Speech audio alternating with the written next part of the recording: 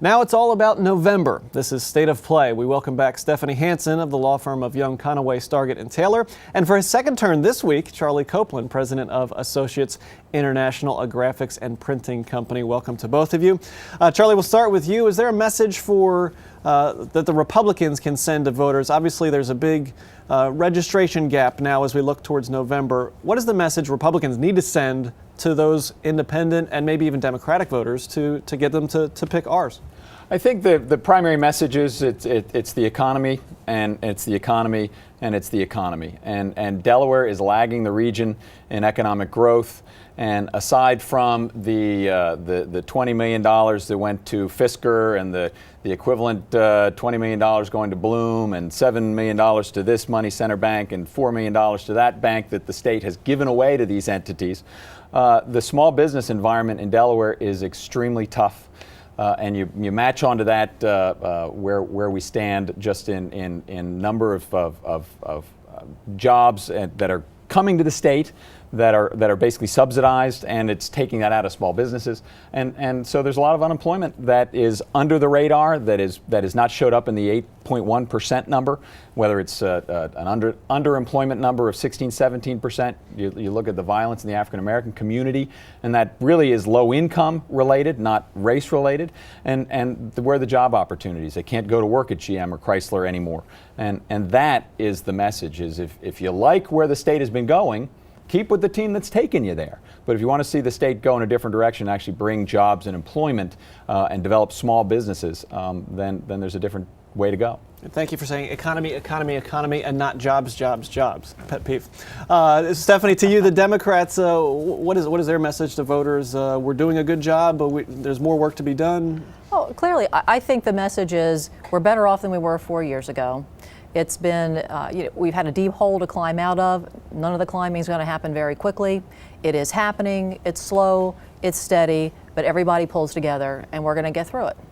Let's look at the race for governor. If you're Jeb Craig in his position, what can you do to take on a very popular governor, somebody who's gotten a lot of national exposure over the past several months? What's he have to do to make a bump?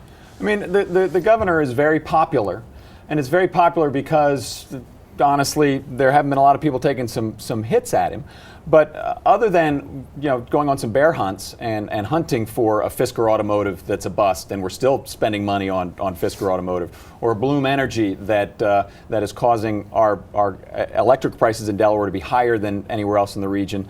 Those are things that I think Jeff needs to come out and talk about, that the governor is spending more time on some of the major news networks and being the head of the Governors Association and giving speeches at the Democratic National Convention, rather than actually being here and sticking to his knitting and helping Delaware turn around. How does Craig get in this race? Can he make it competitive?